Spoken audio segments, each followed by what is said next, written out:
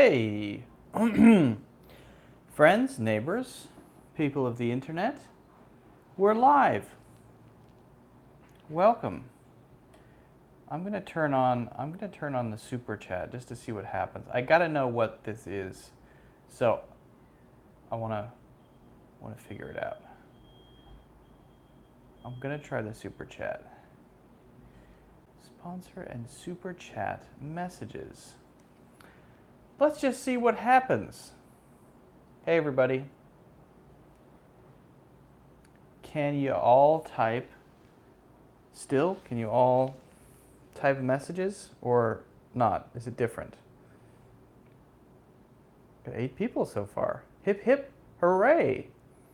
9, wow, cool. Very cool. If you guys don't know what this Q&A is all about, do it every Saturday, and it is about answering questions. I'm an English teacher, I'm American, and every week I answer questions about English, how you can improve your English. If you have questions about specific things like grammar or pronunciation or writing, speaking, suggestions, skills, whatever it may be, that's what this is all about. And I'm not seeing any messages coming in. So I'm assuming that super chat is something else. They asked me if I wanted to turn on super chat, so I did. And I realized, I don't know what super chat is. I gotta pay attention. I gotta pay more attention.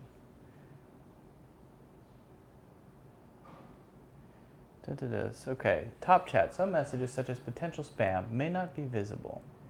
Super chat, sponsor, and super chat messages. Oh, you know what? I think super chat is maybe for when you have hundreds and hundreds of people watching at a time. Maybe that's what that's for. I need to do some more research. Okay, Endo is here. I got a haircut. Yunjung is right. Now I'm looking at comments. It's 2:05 a.m. Yunjung is still awake. Doran is here. Peace is here. Hey, everybody's here. Anko is here. Who else is here? Yeah, good. Nice.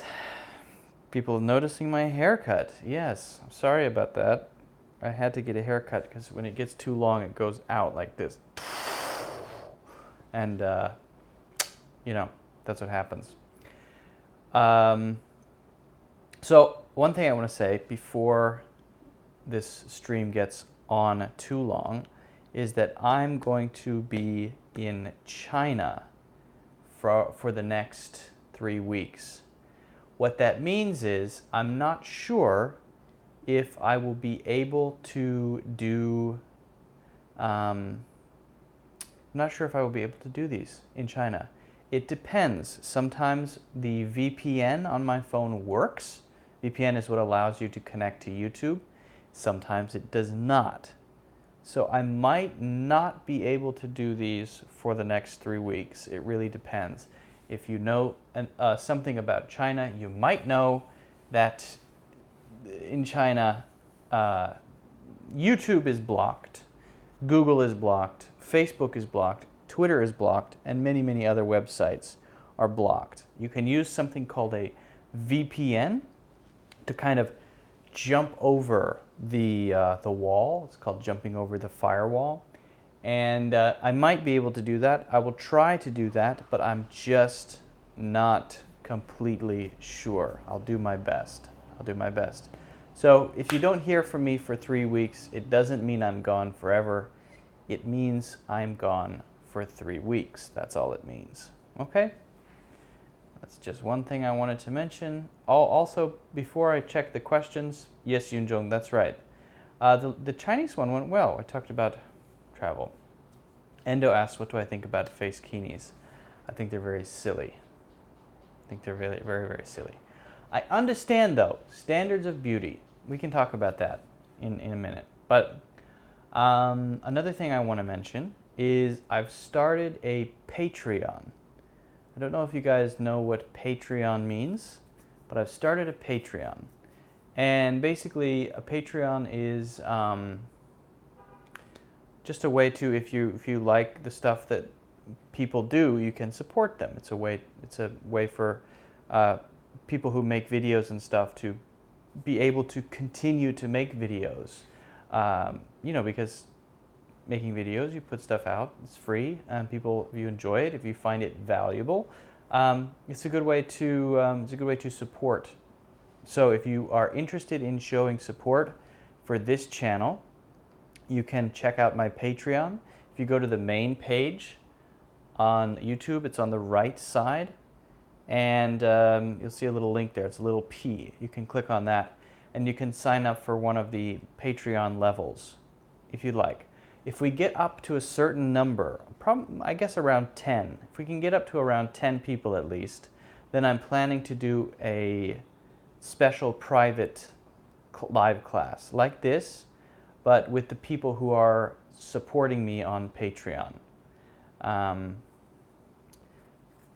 And so check that out. And again, if we get up to 10 people or more, then we can do an exclusive weekly live class every Monday. Okay. Doran says, I can understand simple English, but I can't understand native English properly. What should I do in this condition? Okay, well, it's probably a question of exposure. So, an interesting thing happened. My friend, who speaks English well, very, very well, was basically living in China and speaking mostly with me, an American teacher, and really got used to my style of speaking, my way of speaking. So she said, you know, as we've talked and had classes, I've realized that my ability to hear American spoken English is getting better and better, but it's hard for me to hear English from other places. Or sometimes when I hear totally natural English, it's tough for me to hear. And basically, it's simple. It's because she was used to my way of speaking over time. Now, the same thing can happen if you watch a lot of movies, if you watch a lot of TV shows, and if you communicate with more people in a particular dialect. So if you watch more British TV shows than American TV shows, you're very likely going to have a higher sensitivity to American TV shows or British TV shows, depending on what you choose to watch. So if you, I mean, you just think of everything as a swimming pool, honestly. If you want to learn, if you want to listen to more native spoken English, you have to jump into that swimming pool, which would be watching all kinds of movies, TV shows, and YouTube videos every day. And you're going to get used to it, and it's going to get more comfortable. You might not understand every word. If you want to specifically understand British English more, then you need to jump into that swimming pool, and you need to watch more British sitcoms and British game shows. You know, I really like to watch a show called QI. So if you go to just YouTube and search QI with Stephen Fry, you'll find some very funny episodes. And it's a game show, but they talk a lot and they make jokes. And you'll get a feeling for British humor, and you'll get a feeling for a lot of idioms and expressions that British people might use. I've learned a lot about the humor and the style of British people from the UK, just from watching TV. You know, I don't know I don't know that many people from England, to be honest with you. I know a few, but that's how you do it, Doran. So exposure. It's not a mystery. It's not a magical thing. It's just a matter of jumping in and trying to consume as much as you can. Pretty simple. I know that's probably the answer you already know. I don't know if you were expecting something else, but that's what you do. Gajinan, my English is Little. How can I improve? First, you instead of saying my English is little, you can say I only speak a little English. I only speak a little English. What should I do? I don't know how to answer that question. You need to start studying. I don't. It's a strange question. When I ask myself, I want to improve my Chinese, what should I do? What I do is I go to maybe Chinese Pod or Yoli and I take a lesson. I listen to a video, I learn some new words, I learn some expressions, and I practice by myself. And then I might take a class on yoli, a Mandarin lesson with a yoli teacher, and practice speaking. And it's not, none of this is a mystery. Before you ask me how can I improve my English, I think you guys already know. If you want to improve your English, you have to work hard to study English. You have to do as much as you can to pick up a book and start reading it and figure out what the words mean and look them up in the dictionary. It's not a mystery. If you want to listen better, you start watching movies and TV shows. Take off the subtitles, right? Remove the subtitles. Don't use them, or just use English subtitles to improve your listening. That will help you to hone your ear, focus your ear. If you don't know very many words, then you need to learn more words by reading a book and finding the meaning of the words in the book. It's that simple. Or listening to lessons, or finding a teacher to help you study, right? There are lots of ways to improve. There are so many ways. I'm assuming you're here watching my videos and this stream because maybe you want to improve your listening. Maybe you want some suggestions. Maybe you want to ask some questions. But I'm guessing if you watch my videos, the reason is because you want to improve your English. So, for example, you saw the video about immigration questions. You could learn some things that you might say in an airport. That's part of getting better at English. There is no sudden magical thing you can do to be a better English speaker. It doesn't exist. Sorry. The best thing you can do is move to America and make a lot of American friends, or move to England and make a lot of British friends and talk to them every day. That's the best thing you can do. It's the number one way to improve your English. That's it. If you can't do that, then find your local swimming pool in the form of a book or a movie and jump into it and work hard. Don't be lazy. And don't expect magical answers. Yes, there's no royal way of becoming better. There's no like, oh, take this blue pill, eat it, and you'll be better. Sorry. Sorry. Although, if you're interested in it, if you think it's fun, if you like it, then it will be easier. That's better. If you enjoy it. Okay, let me scroll up a little bit. Endo asks, what do you think about face kinis? So if you saw my video about face kinis, so Chinese ladies who wear a mask over their faces in the summer, usually older ladies because they want to have white skin. This is what we would call a standard of beauty. Standard of beauty is what people judge as beautiful in different places in the world.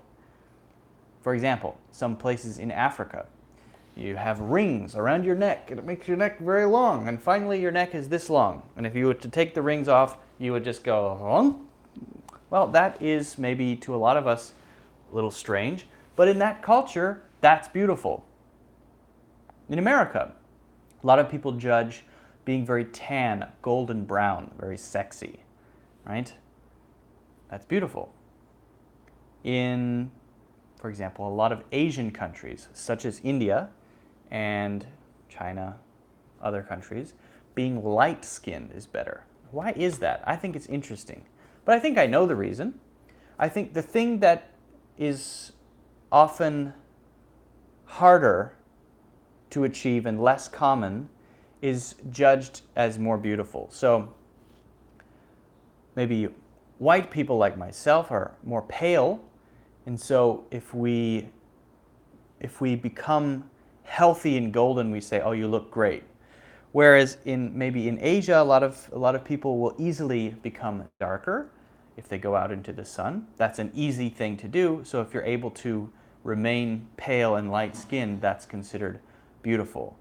In a similar way, a lot of people judge big eyes as beautiful. You know, in Korea and China, cosmetic surgery is very popular, right? Having big eyes and a very tiny nose and very light skin. And it's also popular in China. But in America, if you have narrow eyes, that's cool. A lot of people like that. A perfect example is Lu Yan. It's a model, Chinese model. A lot of Chinese people judge her. It's very ugly because she has very, very narrow eyes. But when I see her eyes, I think, wow, so exotic, so cool, so beautiful, so beautiful. There's a lady I follow on Instagram, and she is Asian. She has very, very dark skin, but it looks good, I think. But in Asia, I think that would not be judged as well. So the standards of beauty are different. And also in China, a couple hundred years ago, it was very popular to do something called foot binding. You would have to tie your feet up when you were young, tie your feet up so that they couldn't grow. And basically the foot would look like this. So the ladies would walk around with these little tiny shoes, tiny little shoes, and they would walk around like this. Tuk, tuk, tuk, tuk, tuk, tuk. It's not fashionable anymore, but that was called foot binding. And if you go onto the internet and you search foot binding, you'll see some pictures of some very strange looking feet. That was beautiful at the time for some reason. Now it's not. So it's interesting how standards changed. What I've noticed in the last several years is 10 years ago, being very, very thin seemed to be very attractive, you know, being a very super thin model. But now I think that's changing. Just within the last 10 years, it seems like it's becoming much more attractive. And I guess I'm talking more about women here. It's becoming much more attractive for women to be fit instead of thin. Because you can be very thin, but now it seems like fitness is becoming more attractive, generally speaking. And so you see more models with some muscle, not so thin maybe, like a little more meat on their bones, I suppose, a little curvier, and maybe you know, some stomach muscles or a little bit of definition in the arms. It's becoming more popular. You can see it on magazine covers, and I think probably that's a good change because it's a bit healthier, I think, than being ridiculously thin and eating paper to not get fat as a model. Not healthy. Boss, one question. I heard a person said that Japanese are narrow. Does the word narrow mean meticulous? Thanks in advance. Well, that's a good question. Narrow can mean so many different things. You know, if someone says you're narrow-minded, that means that you're not willing to open your mind to what's possible. Maybe you're not willing to open your mind to other people's opinions. You're very narrow-minded. And generally that's a very critical remark. If it's just narrow, though, that is not a common word to use by itself to refer to a person. You're very narrow. So I guess what that could mean, you know, if someone says you have a very narrow focus or something, maybe they're talking about your goals or something like that. You're very dedicated to something, but usually we don't say you are narrow. Narrow-minded is a common word, but it's not a positive term, narrow-minded. It's the opposite of open-minded. If you're open-minded, you're open to new things. You're willing to consider other people's opinions, other people's viewpoints. I don't know if that's true of Japanese people. I have plenty of Japanese friends. Doesn't seem quite right, but hey, whatever. Okay. Endo says, yesterday I was watching a movie, and then I could not understand anything, just some sentences, and then when I activated the subtitles, I could understand almost everything. Why is that? Very good question. That's a very common thing. Why is that?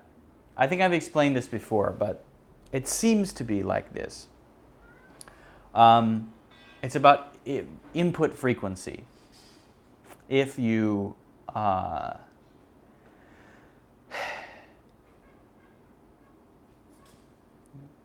of a simple way to say it. Okay. My Chinese reading ability, like if I look at even pinyin, if I read it, it's terrible. Terrible. Awful. Just awful. The worst. Because I never read Chinese almost. It's like baby level. 0. Awful. Terrible. Bad. Unbelievably bad. When I listen to people speaking Chinese, I can understand what most people are saying, right? Like maybe people are having a conversation over there. Even if I don't know everything, I can kind of understand what they're talking about. I can hear all the words. I know what's going on there. My Chinese listening ability is far better than my ability to read Chinese, like way better. Why is that? Well, it's because that's the sort of like the 90% of my English has come in through my ears. Or sorry, 90% of the Chinese I know has come in through my ears, right? So it naturally means that when I relate to the language of Chinese, it's easier for me to get information that way. I'm not used to getting information, Chinese information, through my eyeballs, so it's much slower for me. So when you're watching a movie and you're hearing something and there are no subtitles, you're working hard because very likely, if you're an English learner who started learning in high school or middle school, most of the English you learned came through your eyeballs. So you learn that way, right? And so you have less experience learning this way. Maybe 90% of your knowledge comes through your eyes or came through your eyes. So your brain is sort of used to that way of getting input, but it doesn't have to be that way. There's nothing inherently easier about reading than listening, right? I can understand things much better by listening. It's all about practice. It's all about exposure. So start listening to podcasts. I mean, if you want to really improve your English, my strong recommendation would be to start listening to a podcast every day. Podcasts are free. They're very interesting. You can find one based on what you like. Everyone, if you have an iPhone, you can easily get it. There's an app called Overcast. Overcast, Overcast. It's free, and you can slow down the sound if you need to. And I would recommend listening to something like I like Joe Rogan. He's good, but there are so many podcasts out there. Generally speaking, they're free. It's great because you can then re-listen to it. You can slow it down. So that's what I would recommend. And if you do that every day, you're going to get better. You're going to improve, and then you're not going to say that anymore. And then you're going to say, well, if I read or if I listen, it doesn't matter. It's about the same. But you have to put in the time. If I want to be better at reading English, sorry, I keep saying English. If I want to be better at reading Chinese, I need to put in the time and practice and get used to it, and then I'll be better. It'll be simple, okay? Don't let hard work in terms of time get in the way of your thinking that, why is this? It's somehow mysterious. It's not mysterious at all. It's obvious. It's obvious. Very obvious. It's obvious.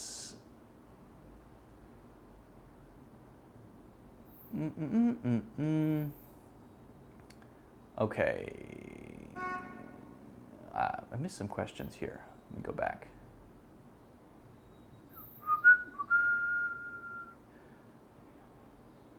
I'm good at English, but I always feel shy to talk. What can I do? You're good at English, but you're shy. I understand shyness. I used to be very, very shy myself. Very shy. In high school, I was extremely shy. Then I realized that most of the reason that I was shy was that The primary reason I was shy was that I was judging myself as I thought others judged me. But it was all in my head. It was all in here. And it wasn't out there. There was no judgment on the outside. Generally speaking, people don't care that much about how you express yourself or what you say. If you start a conversation with someone and you're a shy person, you're probably thinking, how are they thinking about me now? What might they be thinking? Maybe I should not say anything because if I say it this way, they'll think that. Most of that is happening in your head, not happening in their head. But if you walk up to someone with a friendly looking face and you engage in conversation, then they're very likely, not everybody, but many people would like to talk and won't be judging you nearly as harshly as you think, and it's probably not nearly as harshly as you judge yourself. For me, I just slowly changed with that realization, slowly changed by remembering that my judgment of myself is probably stronger than anybody else's judgment of me. And now when I meet people, if they have a bad opinion of me, which they may, I don't care. It doesn't matter. I like to get feedback. I like to hear people's opinions. Sometimes feedback is very useful. It's great.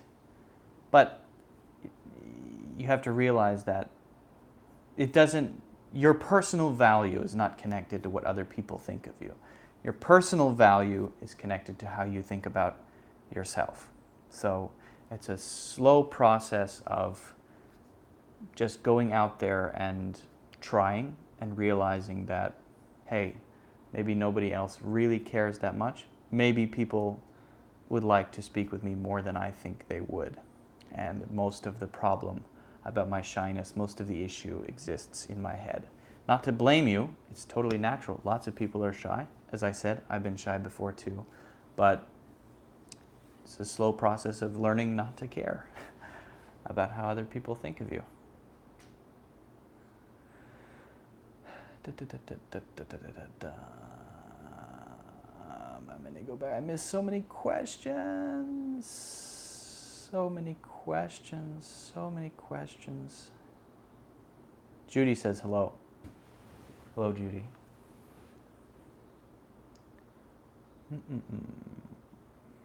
Okay. Judy says, Luke, which one is correct? How can I or how I can?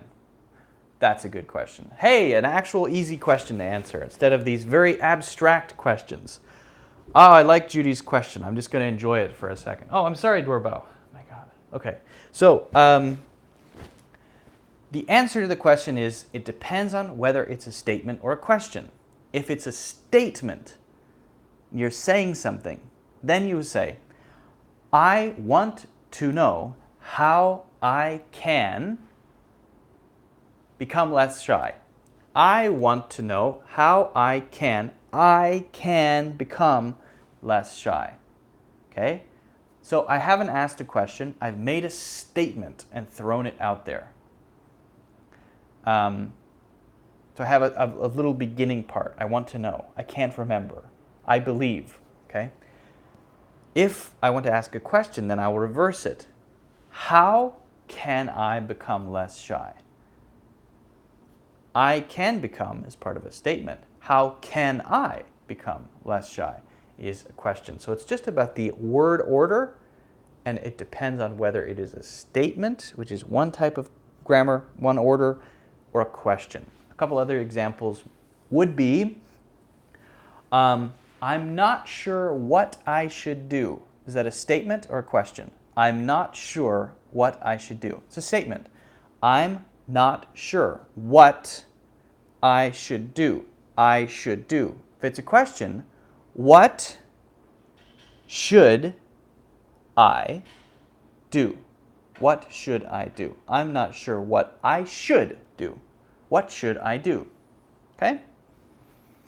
I don't remember why I left. I don't remember why I left. Why did I leave? Why did I leave? So it just depends on one of those two. Which way is it? Okay. One of these days, YouTube is going to fix this comments thing. 'Cause every time I want to scroll, I've got to touch the camera and then it shakes the camera. I know I've complained about this 1,000 times, but I will never stop.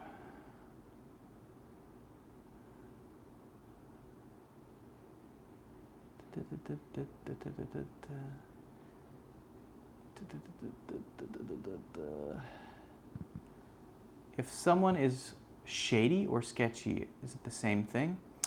Yeah, I would say shady and sketchy are about the same. Shady and sketchy are pretty much the same. Oh, that's quite a shady place. You might say though, well, yeah, pretty much exactly the same.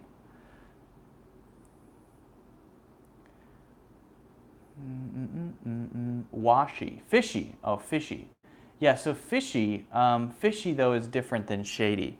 If something is fishy, it's not really trustworthy. Shady or sketchy might be kind of a feeling of danger that you have. You feel like you might be in danger, so you could say, this place is a bit shady, I think we should leave. Maybe you feel like there's some risk in being here.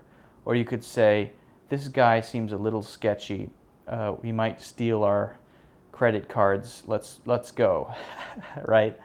But if you say fishy, then that sort of means you're suspicious, and you think maybe you're being tricked or cheated or lied to, perhaps, or there's something suspicious going on. Doesn't necessarily mean you're in any kind of danger, but it might mean that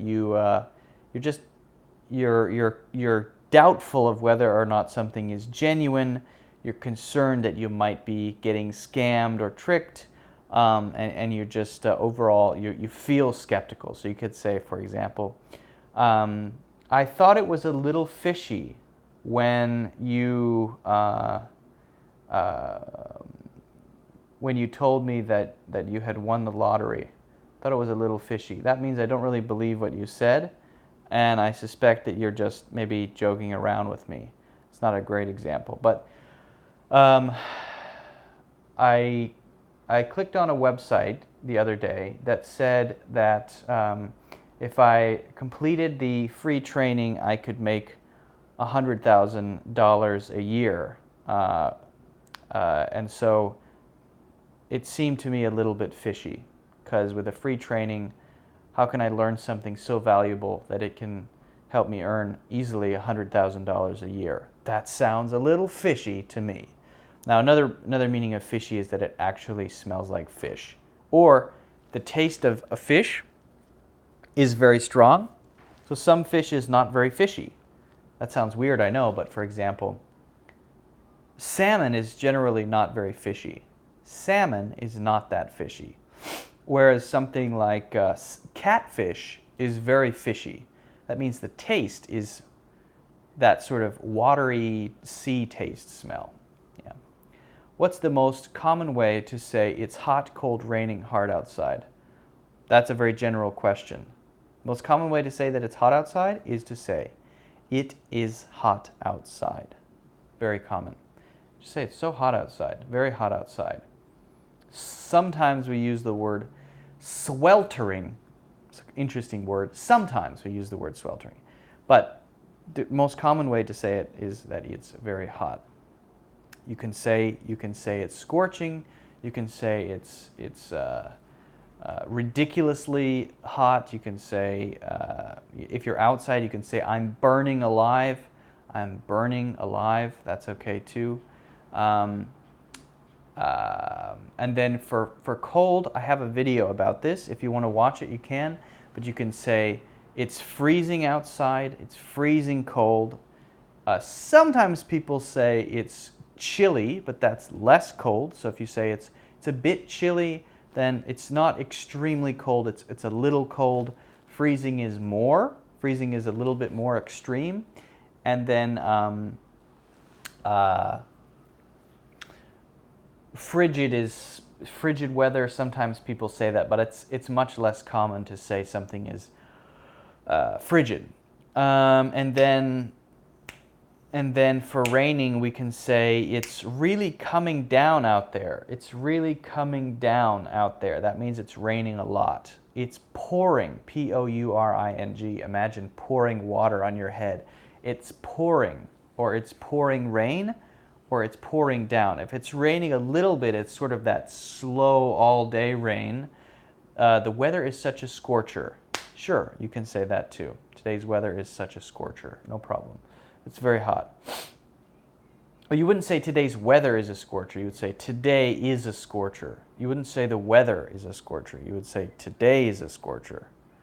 What was I saying? Yeah, drizzling is when the rain is kind of slow and depressing. It's drizzling. If it's very light, you would say it's sprinkling. It's sprinkling. Sprinkling. A very light sprinkle.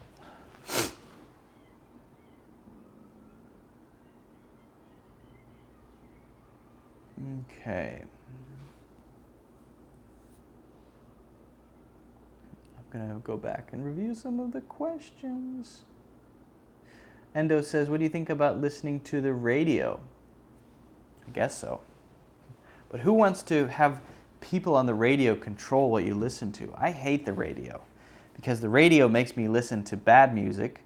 There's no music on the radio that I like. I think all music on the radio is terrible. And also, I don't like having other people choose for me what I listen to. I like to choose it myself. If I want to listen to a podcast, I'll listen to it. If I don't like it, I'll turn it off and listen to something else. Pouring rain or falling rain? Falling rain just describes water coming down. Pouring rain suggests that it's very heavy rain. It's pouring is heavier than just saying it's raining. We don't usually say it's falling rain outside. We don't say that. We say it's raining outside. If it's very heavy, we say it's pouring. Yeah, you're welcome. No problem. I'm going to be doing this every week, except maybe for the next 3 weeks I might not, because I'm going to be in China. It depends on my VPN. What's the difference between shining and sparkling?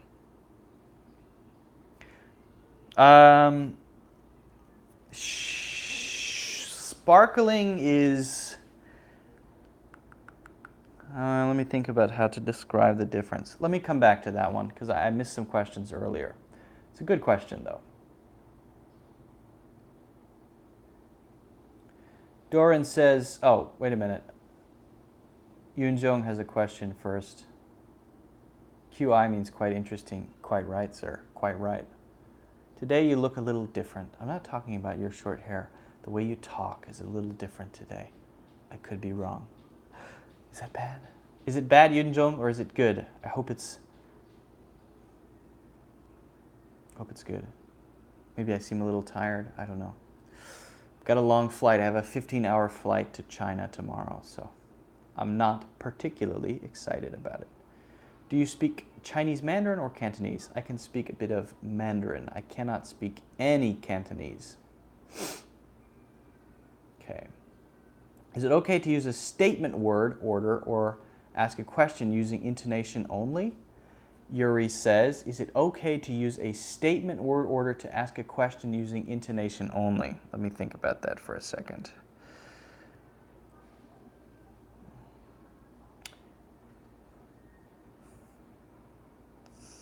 Generally, no. Generally not. There are times when you can do it if it's a couple words, like have time, right? Because we would say, I have time as a statement. Now, when you want to use intonation to show surprise, you could use the exact same thing. Let's say the statement, I have time. The question, I have time, using intonation, means I'm surprised that I do. I don't think I have time. And then someone says, no, maybe my assistant says, no, you do. And you go, I have time? So in that case, yeah, you would use the statement word order and use intonation to show disbelief. We're going right now. We're going right now? I'm surprised that we're going right now. So then I use my statement order, but the intonation of a question to show that surprise. And really, I'm just trying to confirm if what you said is true or not. So it's different than saying, are we going right now? Because if we say, are we going right now, I'm just asking you the question. But if I say, we're going right now, then I'm showing a little bit of surprise. I'm showing that I didn't expect you to say the thing you just said. Sometimes we can use this if we want to just confirm something quickly. We might say, ready? Hungry? I'm ready to go. Ready to go? Ready to go? Are you ready to go is what it means, but ready to go is a statement word order, and that's okay too. So yeah, sometimes it is okay. Generally speaking, though, we have that question word order, which is different than the statement word order. What's my favorite Chinese word?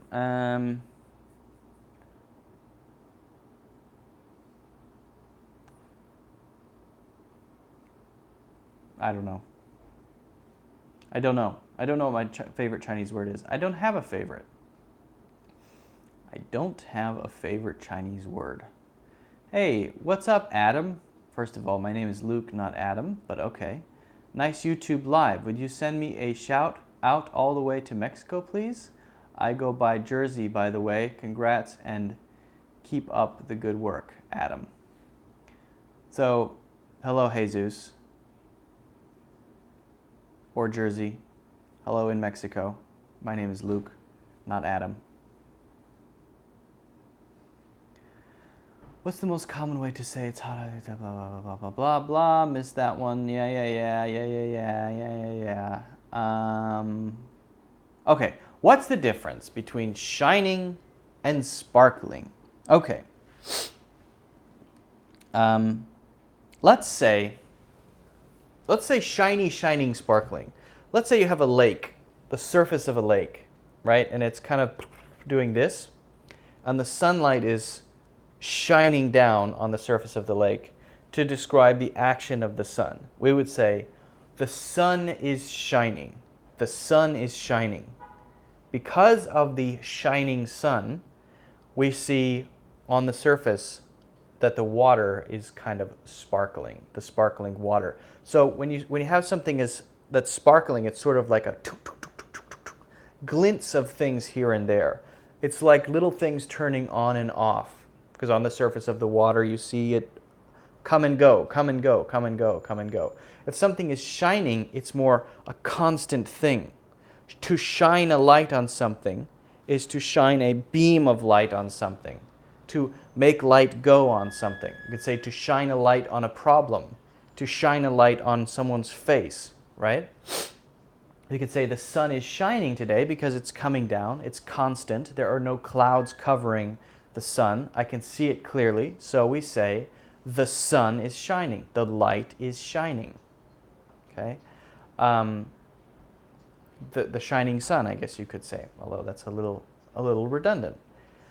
Then when we want to say sparkling for other things, we might say when we turn a diamond, right? You turn a diamond in the sun, the facets inside of the diamond, they're called facets. The facets inside of the diamond make the sunlight, the shining sun, or the light, the shining light from whatever you're using, whether it's a light flashlight or a light from the room or the sun outside, is glinting off of the facet of the diamond. And we could say, look at the sparkling diamond, the sparkling diamond. The diamond is sparkling, the water is sparkling. So it's that thing, it comes and goes, it comes and goes.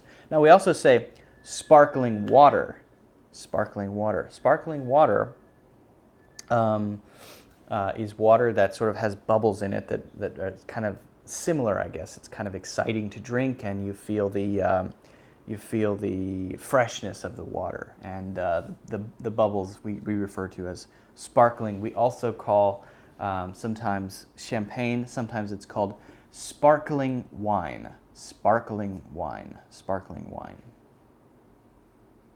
I hope that answers your question.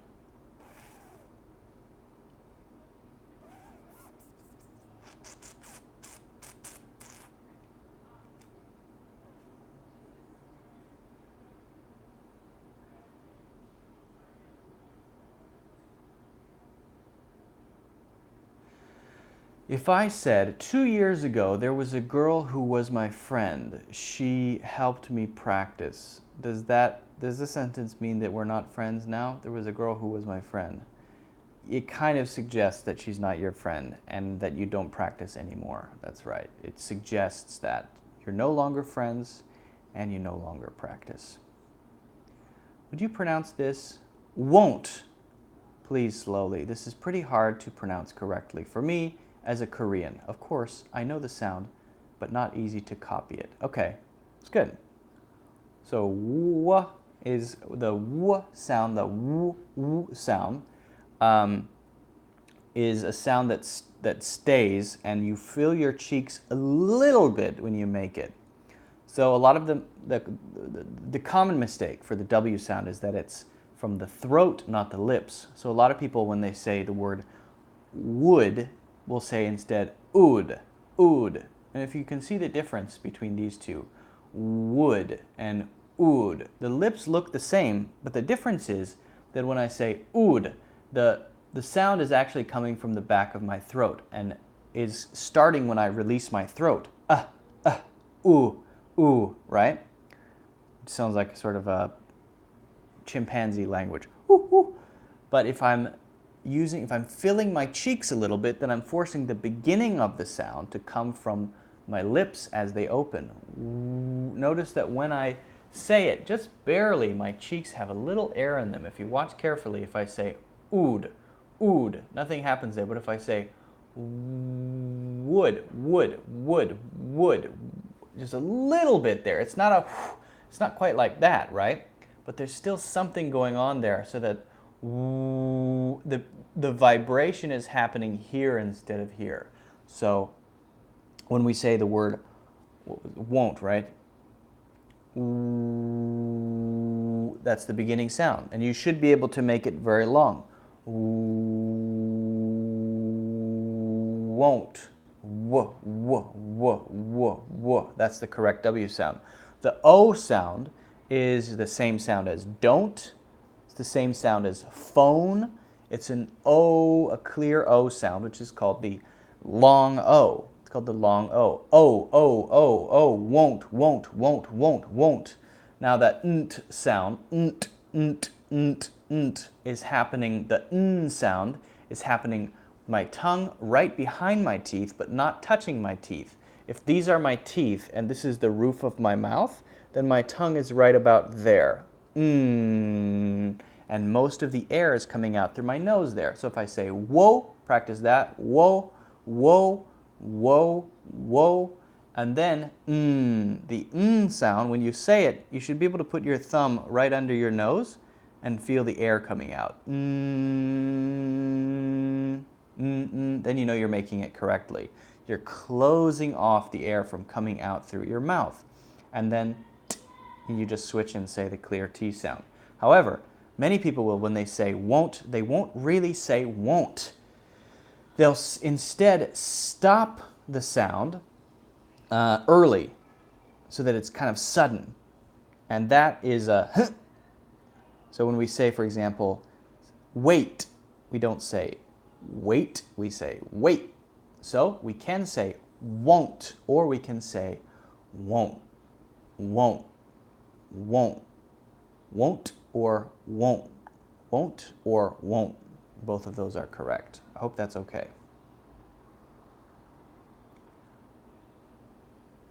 Yes, not from the throat. Don't make it from the throat. You need to feel the vibration in your lips. If you don't feel it in your lips, then it's going to be ooh, ooh. There's nothing happening here. But if you say woo, then you can feel the vibration here. The sound is coming from here. Yes, that's another reason why the Z is tough, especially, I know it's tough for Chinese learners, but maybe also in Korea, a lot of people tend to make the Z sound, especially Chinese English learners go, for example, zu, zu, zu, zu. It's not right. That's the Chinese sound is z, it's very hard. It goes ka like that. But in the English Z is very soft, very light. The tongue is placed above, touching the teeth on two sides and some space on the top, and you let your voice through, and it should be very long and soft. So it's a zzz, and that's coming through very slowly, like that.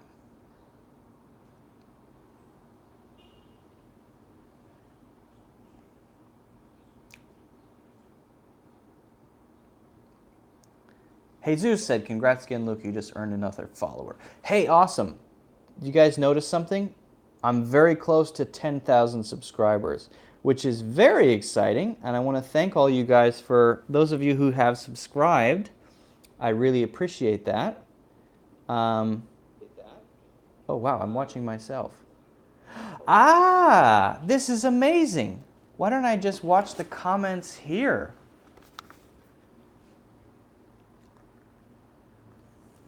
Oh, let's play around with this. Oh, this is fun. Let's do this. Okay, here we go.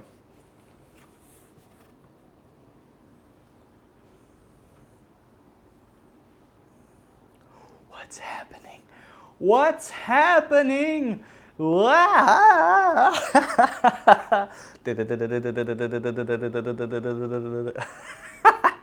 That's interesting.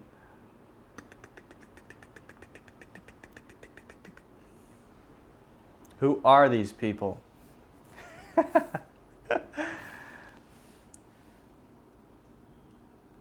Okay. So I can see the comments here on my computer. That's what I should have been doing from the start. Wow, I'm an idiot this whole time. Months and months of doing live streams, and I could have been just looking at my computer. And I could type. Nice. I can write myself. This is great. Why wasn't I doing this before? Amazing. What's Super Chat? Oh, I can send a Super Chat. I can send $1 to myself. Oh, that's what Super Chat is. $500. Send $500 to myself. Oh, I see. Okay, so Super Chat means I see. Super Chat means that you can send a message as money. Makes sense.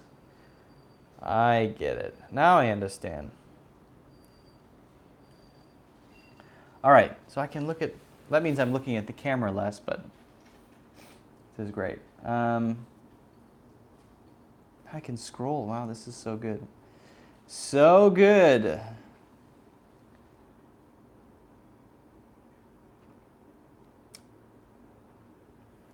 Could you make a video on the acceptable and non-acceptable topics to discuss with Americans? Because it's really different from other countries. I could, but I think that there's always a situation where you can discuss anything. So I'm not really sure I want to make that video because I feel like in the right situation, almost anything can be discussed. It just has to be done correctly. I'm kind of against the idea of saying this is something you shouldn't talk with Americans about because, again, I like to talk with people about everything. And some topics are very sensitive. Maybe they make people uncomfortable. But if I say it in the correct way, if I ask it in the correct way, I can have that conversation. So I can think about that topic piece. Let me think about it. But again, I'm not really sure I want to go there because it's kind of against what I believe. I don't believe that anything should be not discussed. I don't believe anything should be off the table. I like to talk about everything.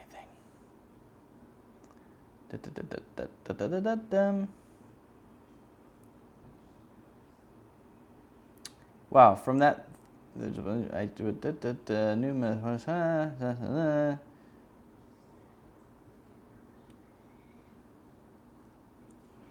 hello, what to say if I need to break through a crowd in a bus or get off? Is there some general phrases? Yes. What you need to do is buy an air horn. It goes very loud, and you just start screaming and just run.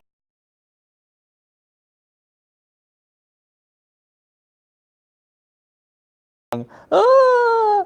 Just run, knock them over. That's what I do. No, I'm just kidding. What you need to do is say, excuse me. Sometimes people will say sorry, but generally the phrase is excuse me. Sometimes people will say, pardon me, pardon me. If you say something wrong and you hurt someone's feelings, you might say, pardon me, or excuse me, or I'm sorry. But those can also be used when you're on a crowded bus, there's someone in your way, you say, excuse me. Now, if someone is really right there and you need to let them know that you're there behind them, which side you're on, it is okay to gently put your arm on their arm, very, very gently put your hand on their arm just to let them know that you're which side you're on if they can't see where you are. Maybe you might just sort of edge up against them a little bit. You don't want to push them out of the way, but just so they know if they need to move to the right or to the left, right? So you might say just, excuse me. Now sometimes people will say, coming through, excuse me, coming through. If there are many, many people in the way and you're trying to get through, you should say, excuse me, excuse me. You might say coming through, coming through. Sometimes coming through can be seen as a bit rude, right? So if you just say that, coming through, it's like, ugh, a little bit harsh. But generally, I would recommend using excuse me, or sorry, or pardon me.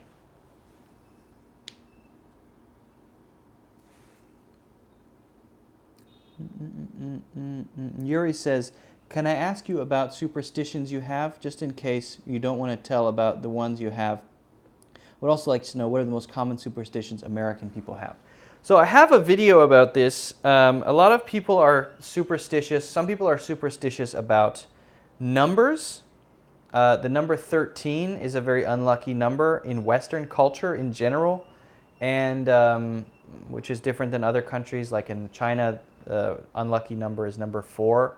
666 is a bad number in America, so you won't see a hotel room marked 666 or 666 usually, and you won't see a 13th floor on most elevators, simply because that is a superstition. If you don't know what a superstition is, like Yuri said, a superstition is a belief that people have that if you do this particular thing, maybe something good will happen, or you believe that maybe a certain action or behavior might be connected with a good or bad consequence in the future. So people avoid putting the number 13 on an elevator because they believe that maybe there's something unlucky about having a 13th floor.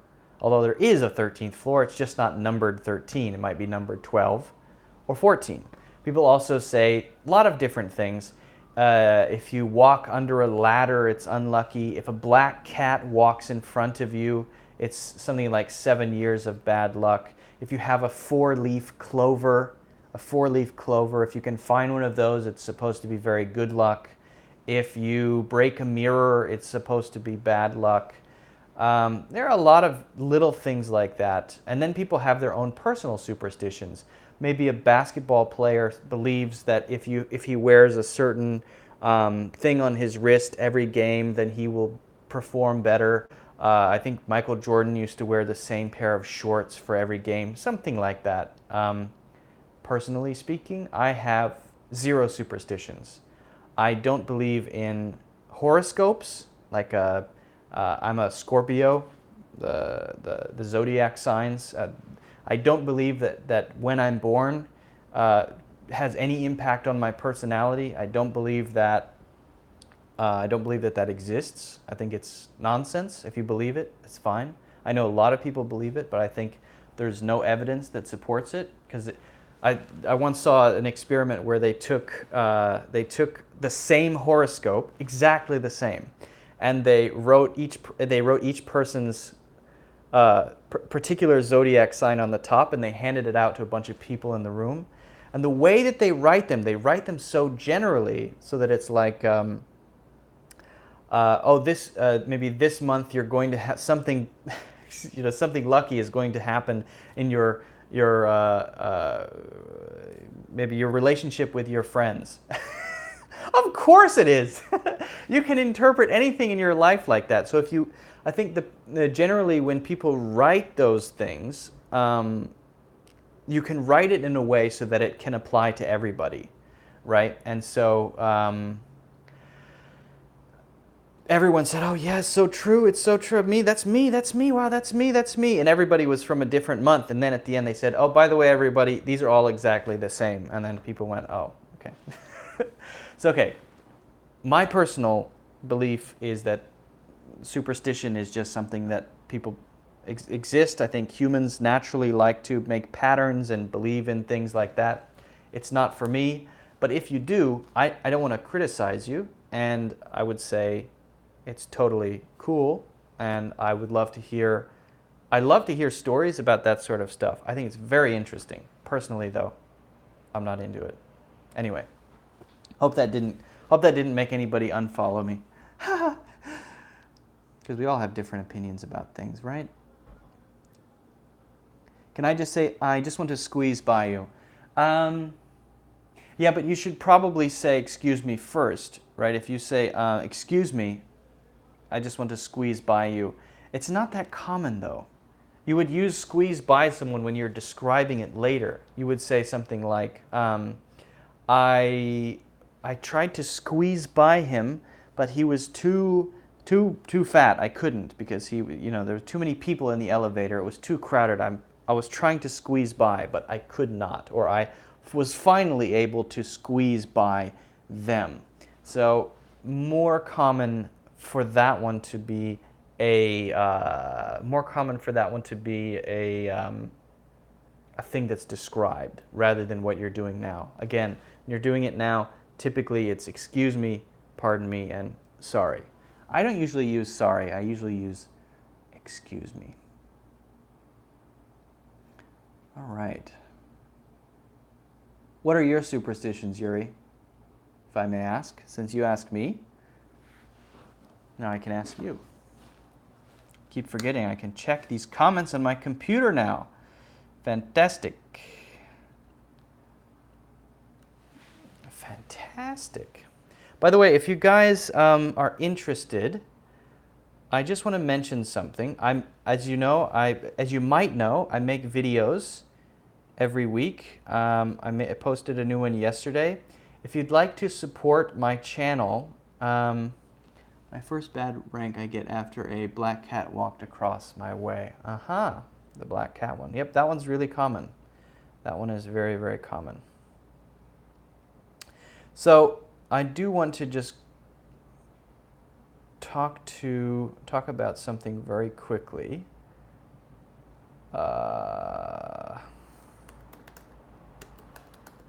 So I have, if you look in the description of the video of this and my other ones, you may know that I do videos. So if you want to subscribe, that's great. If you want to see when I post new videos, you can click on the bell thing. And if you're interested in studying more seriously and you want to improve your spoken English more generally, then you can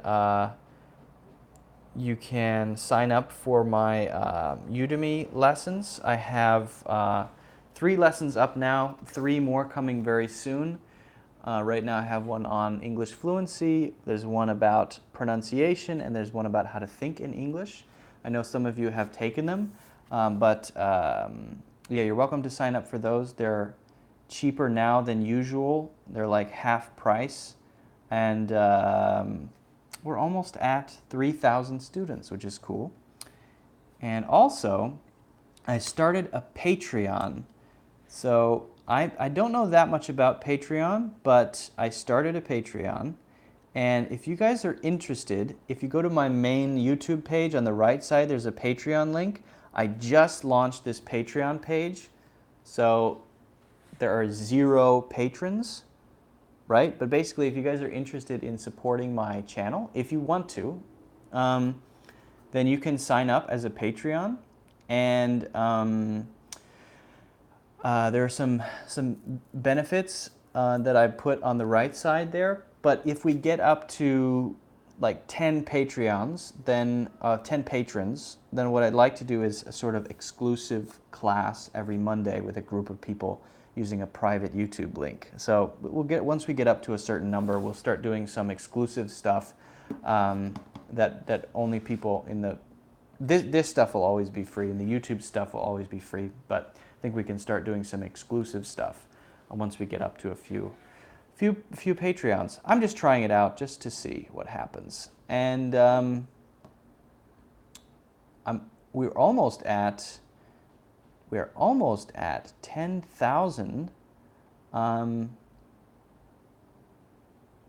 10,000 subscribers, which is very exciting. Very close. Let's see where we are now. Yeah, pretty close. Right now we're at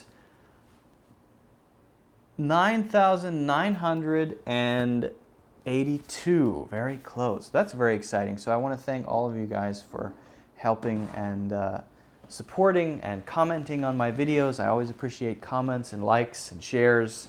And so thank you guys for helping to make it possible and asking your awesome questions. I appreciate that. Hey, Circle, thank you very much as well. My cat Circle is laying down here. I'll show you. He's very cute. My tiny TV. That is this world's smallest television. I never use it. It's kind of just a decoration. Let me show you. It's my cat. Wait. Circle. You're very cute. You're very cute, Circle. Why are you laying in such a cute way, Circle boy?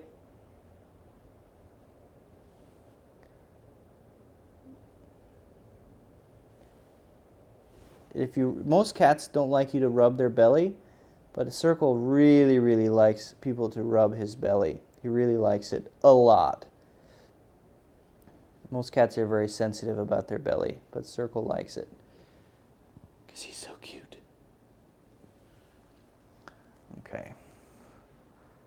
It's the world's smallest television. The world's cactus. So you asked if I'm watching the World Cup, and the answer is no, I'm not. Circle is as nice as a dog. He is, yeah. Circle is like a dog. You're like a dog and a person, Circle. You're not like a cat. Cats are supposed to be kind of cold, you know, like Doorbell. You're like a dog. You're like a person, Circle, you know? He doesn't even know. Doorbell that is a normal cat. There's a normal cat right there. She's normal. Why is your hand like this, Doorbell? Put your hand down. Or not.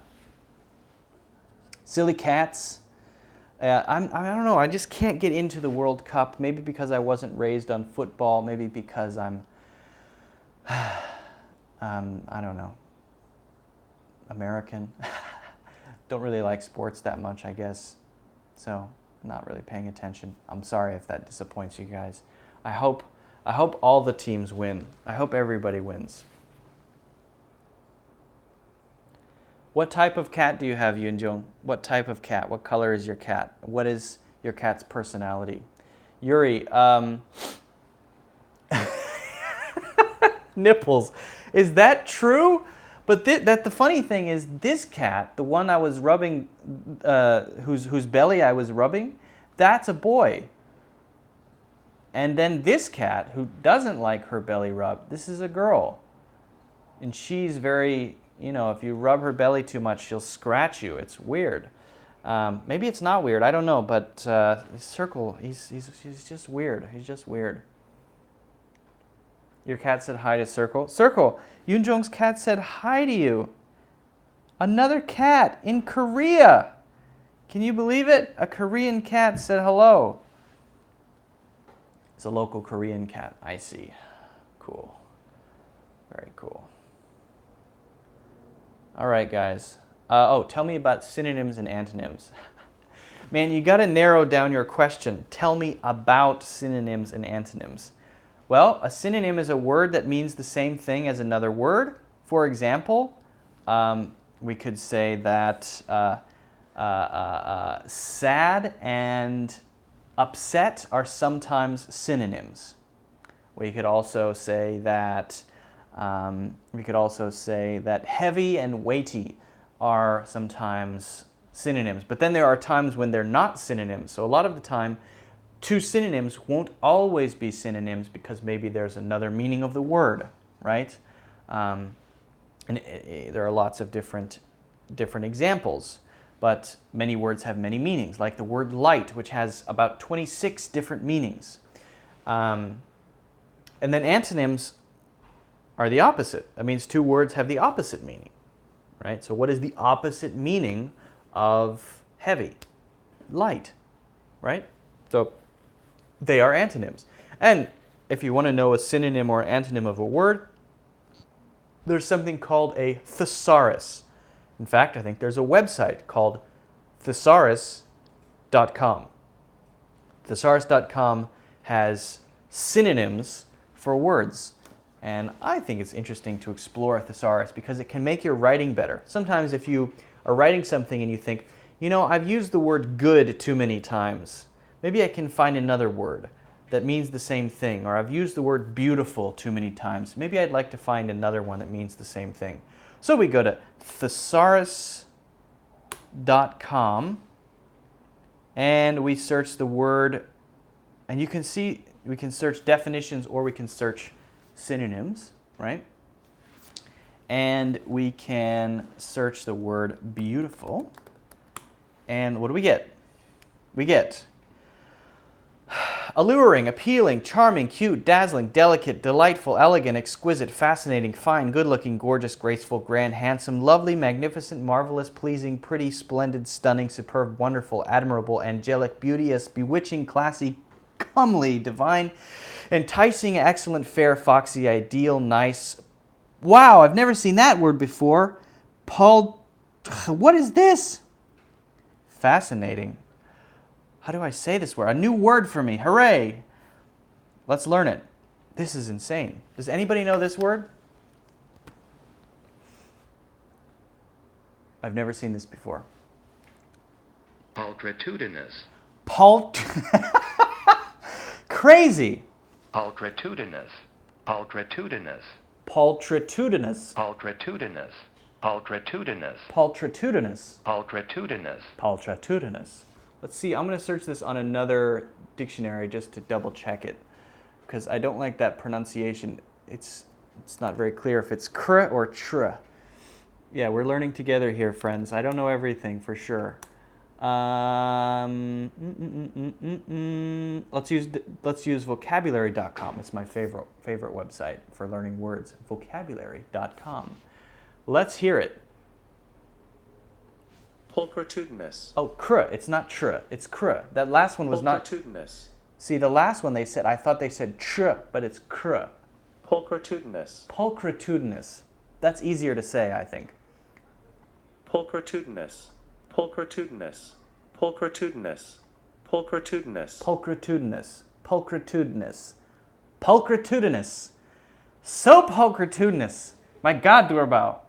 You're so pulchritudinous. But I don't even know what it means exactly. The problem with synonyms is you can't just say, oh, I'm writing something. Let's look up a synonym, and then I'll just take any synonym and throw it in the same place. Absolutely not, because then you have something called word usage. Maybe this word has a similar meaning, so it's been put in the thesaurus as a synonym, but it might not work there, because every word has its own connotation. It has meanings that are derived from culture, and maybe it's a rare word that nobody would actually use. I've never heard of pulchritudinous before, although we've learned it here together. Pulchritudinous, we'll talk about what it means in a second. So you just have to be really careful. You have to look at examples, and that's why I like vocabulary.com, because vocabulary.com allows you to see lots of examples. Even though it looks and sounds like it would describe a disease or a bad attitude, pulchritudinous actually describes a person of breathtaking, heartbreaking beauty. Pulchritudinous. Oh, interesting. Let's be honest. Your opportunities for using this word in casual conversations are pretty slim. But just in case, let's do a quick rundown on the pronunciation. Pulchritudinous. And one last note about this 15-letter, 5-syllable beast, which may win the award for least beautiful word meaning beautiful. I like that. It's only used to describe people. It's only used to describe people. Delightful to the senses or exciting intellectual or emotional admiration. Only used to describe people. Used for persons only having great physical beauty. Wow. Pulchritudinous movie stars. Wow. Nice. So sorry, Doorbell. You're not pulchritudinous. You're just a cat. Unfortunately, you can't be pulchritudinous because you're not a person. Sorry, Doorbell. Interesting. Pulchritudinous. Well, guys, I hope you have an awesome evening and a day. Again, check out the links in my description. If you're interested in taking courses, sign up for Udemy. If you're interested in supporting me in general, then sign up for my Patreon. I'm going to be working on lots of other things in the future, including continuing doing these every week and lots of videos, so I would appreciate your support. Of course, nobody has to do that, but it is awesome if you do. And anything else? Anything else? Oh, I'm leaving for China, as I mentioned. If I'm not on next week or the week after, it's because I can't, because I'm in China, because YouTube is blocked. But I will try with my VPN. What better to tell? Are you very beautiful or gorgeous? Extremely, though, right? Extreme physical beauty. Like when you look at someone who's so beautiful and your heart breaks in half and you can't stand it. Pulchritudinous, right before you die. Take care of yourself while in China. Thank you very much, Yunjong. I'll probably make a vlog about going to China, which I will post on my YouTube. And I will try to be on. Thank you very much. I'm not particularly excited for the long flight, but we will see. I've ordered a what have I ordered? I ordered crazy meals for the flight just to see if they would give them to me. I ordered a Hindu vegan something really unusual that you wouldn't normally order on a flight, just to see what it's like. We'll see. Anyway, I'm gonna go meet my pulchritudinous wife and we're gonna have some lunch. All right, guys. Thanks for watching. Check out the Udemy, check out the Patreon, subscribe, share videos that you like, and I will see you hopefully next Saturday. Bye. No, I'm not a vegan. I'm not.